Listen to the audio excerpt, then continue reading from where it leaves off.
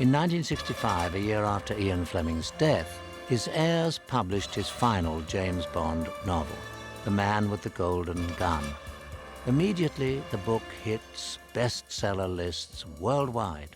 Producers Cubby Broccoli and Harry Saltzman consider the benefits of turning the latest 007 adventure into a film. During the shooting of You Only Live Twice in 1966, the producers hint that their next film will be The Man with the Golden Gun, to be shot in Cambodia. And they ask a familiar face to consider playing the role of James Bond. There was one they were going to do, and they were going to shoot in Cambodia. Cambodia was considered, and of course we all know what happened there. And so they had to change their plans, which was at the time I might have been able to do it. And so then I think they went with George Lazenby. My name's Bond, James Bond. In 1972, Roger Moore is finally signed as 007. His first film, Live and Let Die, establishes him in the role. Worldwide, audiences and critics alike respond enthusiastically to the new Bond. Anxious to capitalize on their success, the studio asked producers Albert R. Broccoli and Harry Saltzman to immediately begin production of the next 007 epic, the long-delayed filming of The Man with the Golden Gun.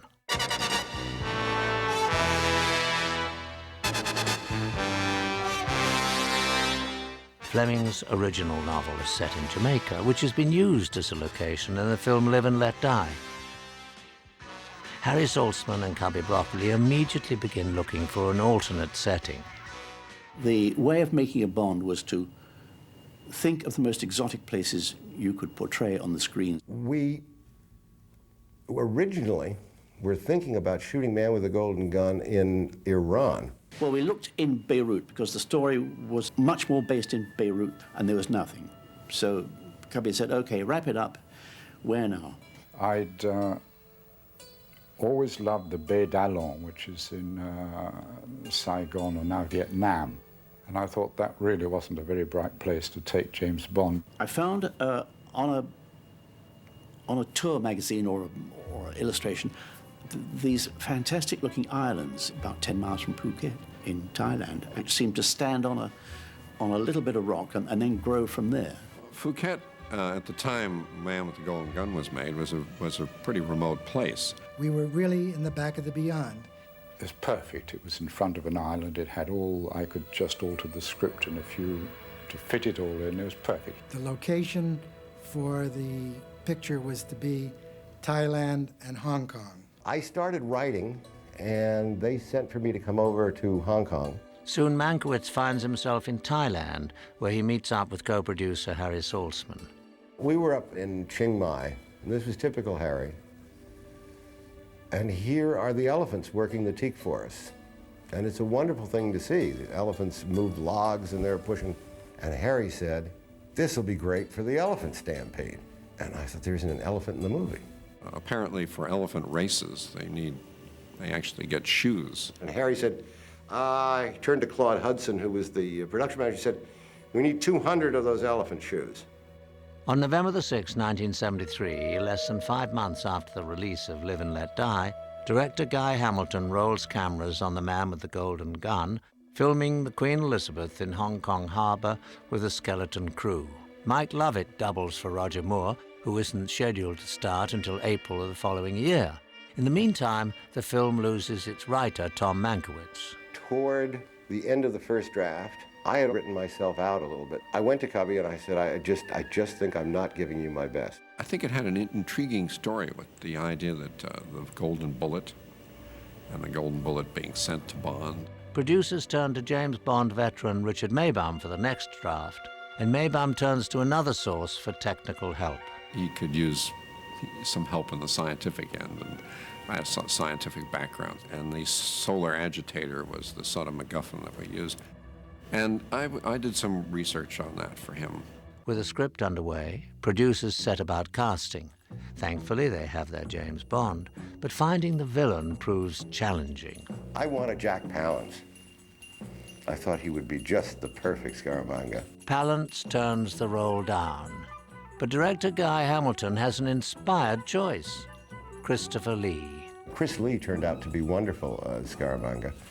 because he was even taller than Roger and it was very imposing. I'd known Christopher from the time I came out of the army in 1948, when we shared a dressing room along with 30 other young hopeful actors at Denham Studios. I was bored with him playing Dracula all day long, and so was he in a way, and so it was exciting for him to play something different. We sat for lunch. He had the script. He said, we're going to make a film called The Man with a Golden Gun. I said, you'll find it. Scaramanga's a breeze. So I went back home with the script. I read it. I said to my wife, Bond, James Bond, Ian, Cubby. I said, sounds like a great idea. And rang my agent, said, I'll take it, I'll do it. Lee has previously worked with Cubby Broccoli, having appeared in the Warwick picture Cockleshell Heroes. But he also has another connection to the world of 007. His cousin was Ian Fleming. Ian and I really, I suppose, knew each other best on the golf course because we were both members of Royal St. George's at Sandwich for many, many years. The last time I played with him was not very long before he died. He used to stalk around the course with his cigarette holder. Like his famous cousin, Lee was also involved in intelligence activities in World War II. When people say to me, you know, were you in this, were you in that, did you work in this, did you work in that? I always used to say, can you keep a secret? And they would say, yes, yes, and I would say, so can I. Lee is already very familiar with the film's source. The Man with a Golden Gun in the book is just a thug. They made it much more interesting as a character in the story because they made him the dark side of Bond. To us, Mr. Bond, we are the best. The filmmakers hastily set about finding the two female leads. I'd seen Ursula Andress come out of the sea with the bikini, and I just thought no one could ever look that fantastic. After having seen that, I always wanted to be a Bond girl. When I read that Cubby Broccoli was doing another Bond film, I went to his office and I said, you know, I want to play Mary Goodnight. And he said, but you don't understand. The character in the book, we sometimes don't use the whole book. We just sometimes use part of the plot and the names. And with that, he just sent me back home. Producer Cubby Broccoli has already decided on an actress to play Scaramanga's doomed mistress. I got a call from my agent to meet with the Broccolis in New York. And was very excited, of course, about the prospect of being in a Bond movie. I went to the States and did another movie and read in the paper that a Swedish girl called Maud Adams was doing the new Bond film, and I was devastated. Britt had assumed that I had gotten the role that she wanted. And she said, I really hated you in the beginning. As we know, she played the villain's girlfriend, and I came back to London. Cubby called me up and he said, here you are, and he put the manuscript in my lap. And it was like a dream come true. A couple of Swedes. I was even able to talk to them from time to time in their own language. He speaks all those languages. He has one of those photographic minds. As casting proceeds and a start date nears, Tom Mankiewicz returns to do more work on the script.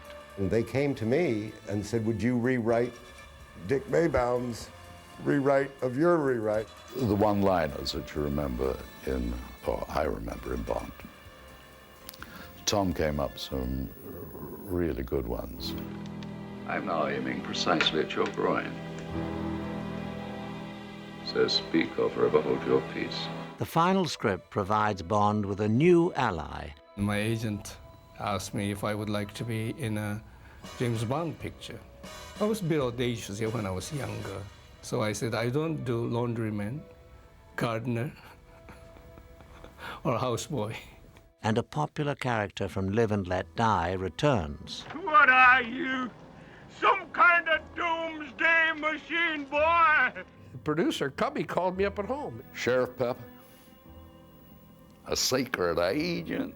I want you to go over to Macy's and buy a lot of colored shirts and bring them with you, you know. And of course, I went to Macy's and bought like 5 or 6 shirts. They're all made in Bangkok. Oh, he was so funny. He was so much larger than life.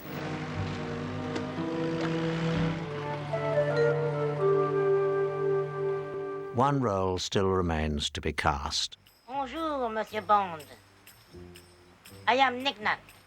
Knick-Knack in my script was called Demitasse. To play the henchman opposite 6'4" Christopher Lee, producers choose a 3'9" French painter turned actor. I call him Merve Vichyssois. He was the sweetest little guy. Hervé Villechaize was a great character.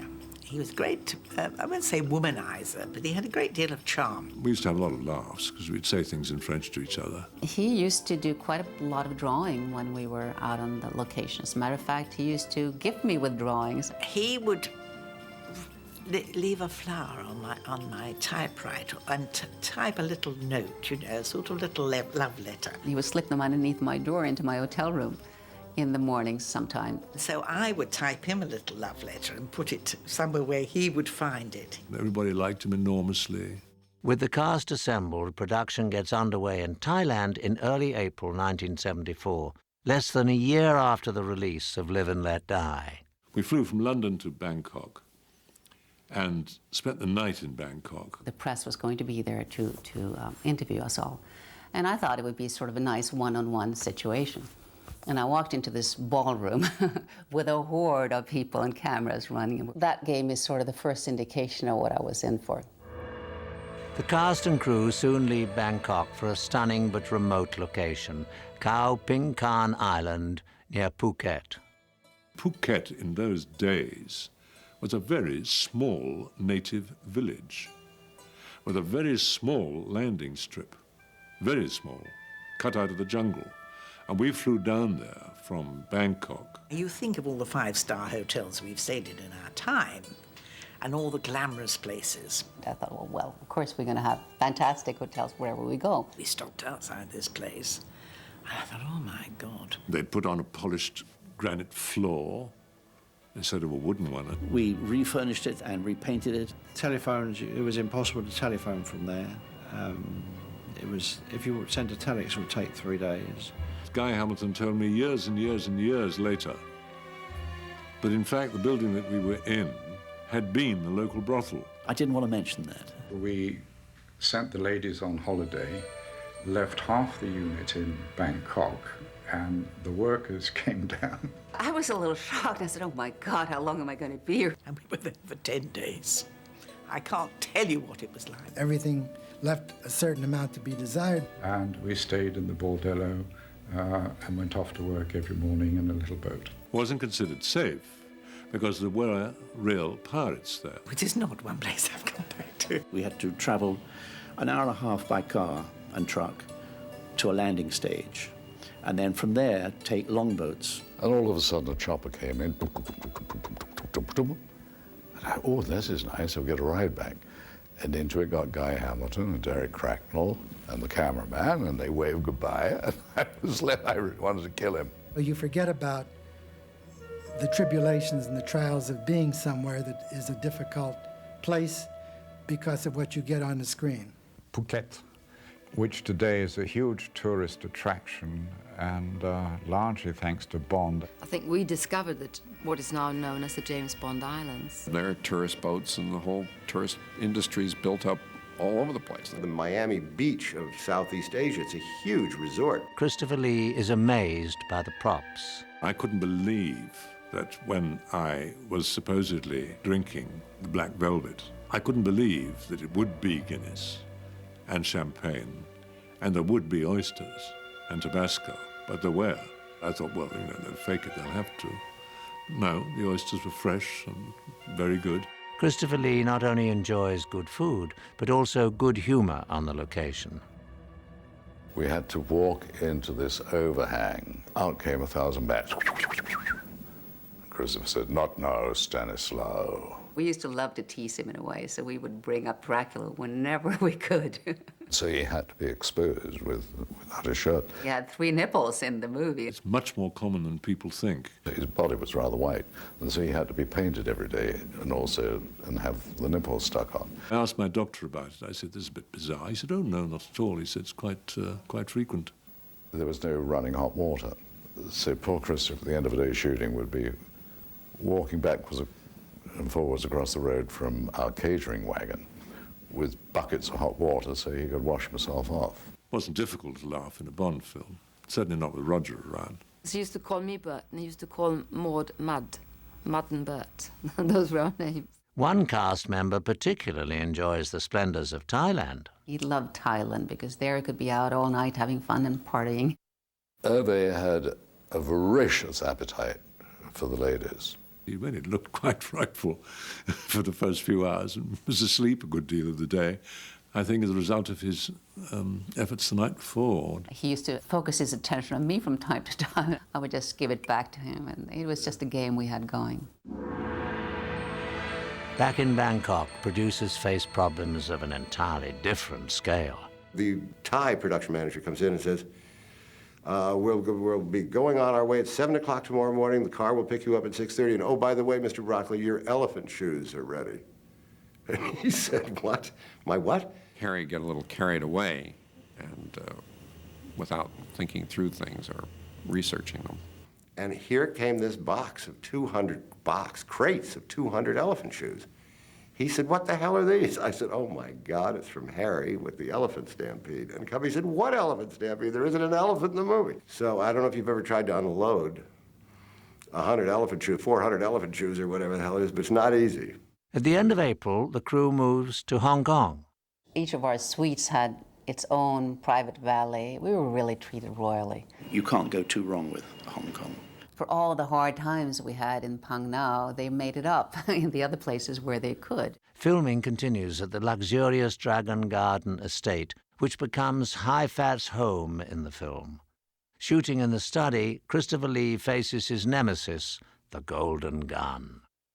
Very difficult to put this wretched gun together. The pen, I believe, came from Dunhill's for the barrel, and the other parts came from a firm called Calibri, the cigarette case and the lighter, and we had cufflinks, I believe, for the trigger.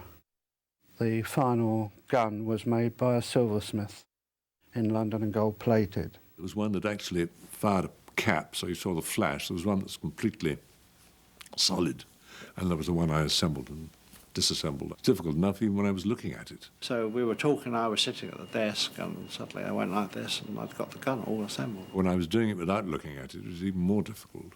And he said, how the hell did you do that? So I said, well, I take it home in the evening and practice when I'm watching TV. Mid-May finds the crew in a typical Bond setting, a casino, but in an unusual location, Macau. You had people coming from all over the world to be part of the excitement in those casinos. I've seen Cubby in those places where the crew at the end of the day shooting, they've gone in and they're losing, and Cubby would go around, great handfuls of chips and give them to everybody. Apart from the action on the gaming tables, producers also have physical action in store for Roger Moore. Bangkok, Hong Kong, absolutely full of karate schools and taekwondos and every known form of martial arts. Filming at the location has its difficulties. Call sheets remind the crew to refrain from wandering around the grounds and gives them detailed instructions on what to do in case of snake bite. At the end of May, the crew films the boat chase through the canals or klongs at Bangkok's floating market. Going around the corner, they were a bit hairy because the propeller used to have to fly all over the place. Hence the idea of Bond using it as a weapon. Roger was out in his klong with that boat and doing a lot of the running around. I don't think they undershot on those. They were really moving. For Clifton James, a New York-trained actor, shooting on the exotic locations is like a holiday. You porty heads has no more idea of traffic control than a goonie bird. But in working with the animals, there are always surprises. While they were filming, I said, get away. The elephant lowered his head and knocked me right in the klong. Guy Hamilton was scared to death. He thought I was killed. I fell about 10 feet in the mud. But the real dangers await Jay Milligan and his driving team, who set out on Saturday, June the 1st, to perform the film's signature stunt at Klong Rancid. I was sitting in a hotel room in Harrisburg, Pennsylvania, with a competitor of mine who had also done stunt work for Bond. And I had a phone call, and this fellow on the other end said, "This is Cubby Broccoli in London. Are you the chap who designed or did the car stunt in the Houston Astrodome We thought it was kind of an interesting stunt. We weren't quite sure how we could use it in the film. I had a competitor who had just done all the stunt work in a Bond movie, and he's telling me that he's preparing himself to go to Singapore to do The Man with the Golden Gun. So I had to excuse him from our breakfast meeting and then get back to Cubby Broccoli. It was worked out on a computer. The computer was used by the National Highway Safety Bureau in the investigation and reconstruction of single-vehicle automobile accidents worldwide. The firm that happened to do that was a company in Buffalo, division of Cornell University. An ingenious engineer there by the name of Raymond McHenry visualized that we could do a complete football spiral type with a full-size automobile. The exercise is quite complicated because the car has to be perfectly balanced. The steering wheel is in the middle. The car would have been cut in half, widened about 2 inches. Everything was then centralized and balanced. We found a driver who we knew through the business whose name was Lauren Willett. Bumps Willard. Bumps did the actual jump. I sat with Cubby Broccoli for many hours, and we talked about if the car failed, if the takeoff ramp broke, that we would have a driver in a seatbelt and a three-point restraining harness in the water. There were ambulances there. We put a crane out of camera's view. You've never seen such a mass of lifting equipment and very worried people too, I think. 30 seconds before the stunt was to come off, the divers were underwater with a cable and with a hook, because we could have had the car and the driver out of the water quicker than just going in after the driver. The driver, of course, was flat on his face in the front with a dummy Bond and dummy sheriff on either side, and he was completely covered in black. There is 2 tachometers aboard. And he controlled the accelerator and the brake with his feet behind him. The speed is absolutely checked before it goes, then off you go. And action, and everybody's a bit white-knuckled. I couldn't look. I had to close my eyes. The rest is automatic. You hang on, cross your fingers. Roar of applause and cheers. Naturally, relief mostly, I would think, admiration. One take, and that was it. It was done in one take. It was unbelievable. I still have a great picture and vivid memory of Roger Moore coming up to the driver and to me with tears in his eyes saying, "You fellas really made me look good." Guy Hamilton didn't like it because it didn't look real. It just went... It's so perfect. It worked absolutely so perfectly. And everybody said, well, my God, what are you worried about? And I remember him saying, I wonder if we ought to do it again. I remember Cubby saying to me, the thing was, it was too perfect. I also remember the answer he got from Mr. Willard, who I remember rightly said, we are certainly not going to do it again, not with me, because that's the first time I've done it. He had never done the stunt prior to that. Oh, he could easily have been killed. Easily. That was probably the most remarkable thing in the entire film. It came out to be one of the great stunts. The next day, the filmmakers had more auto action in store for Milligan and his drivers. The caretakers in the Chok Chai building knew there was a movie taking place in the morning, and they went and waxed the floors the night before. Guy Hamilton is up on a building hollering, "Go, go, go," I said, and my tires are spinning. Went out into traffic, and then other associate directors and producers are hollering at me on the radio, "Catch the car." So I went up on an island, and I drove about a quarter of a mile on an island with 2 wheels on the road and 2 wheels up on the dirt island. You had to swerve around corners. I can hear the producers and the directors screaming, "Jay, go, it's great, keep going." I don't remember anybody ever getting hurt. I was all strapped in pretty good, you know. But all that was done, of course, by me, with stunt men in cars surrounding me. So there was no danger of an unauthorized driver smashing into me, which, believe you me, could easily have happened in Bangkok. We wrecked a lot of cars in Bangkok. Cubby's worries of meeting the schedule are noted on the call sheet of June the 7th, asking the unit to work on their upcoming day off. Meanwhile, shooting commences at a kickboxing stadium. That was a normal boxing stadium with the wire mesh and the betting and everything else which went on. Whilst there was a real boxing match going on, we came in and we used the atmosphere. And they all joined in wonderfully, you know. It was a huge production with so many people in one set. Everybody's yelling at the tops of their voices, and everybody's betting. It wasn't really difficult for me, since all I had to do is just be stone dead. The production returns to England in late June and is immediately faced with a crisis.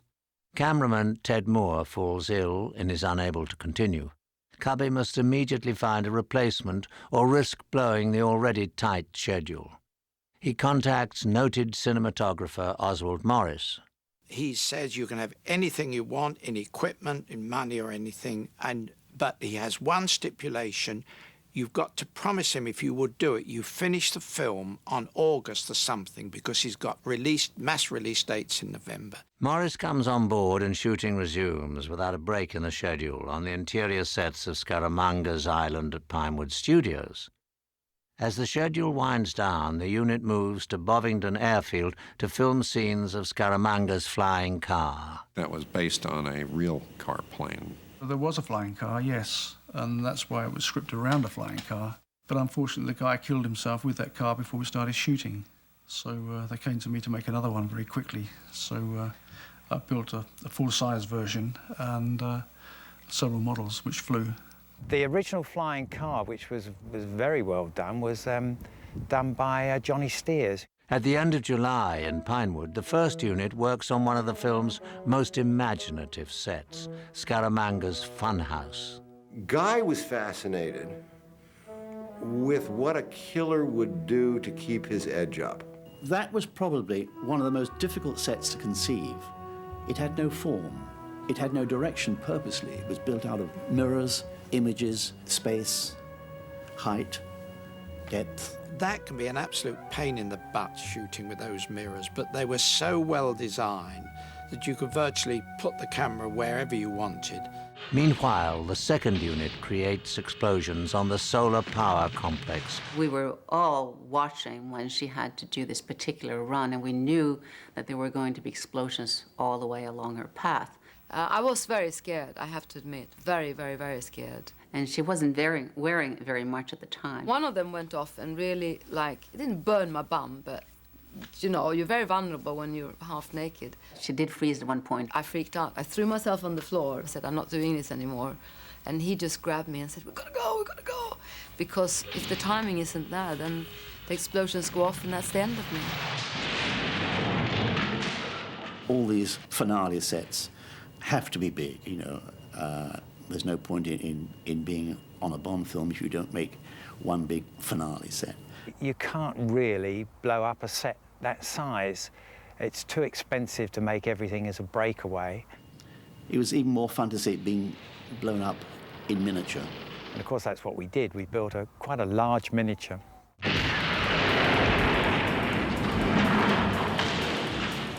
The Man with the Golden Gun stands as a Bond film with all the right ingredients. Exotic locations, beautiful women, amazing stunts, fantastic sets, even a score by famed Bond film composer John Barry. The film also marks the end of an era. Producer Harry Saltzman leaves his long partnership with Cubby Broccoli, who becomes the sole guiding force behind James Bond. For Cubby Broccoli, the film is a launching point for the Bond adventures to follow.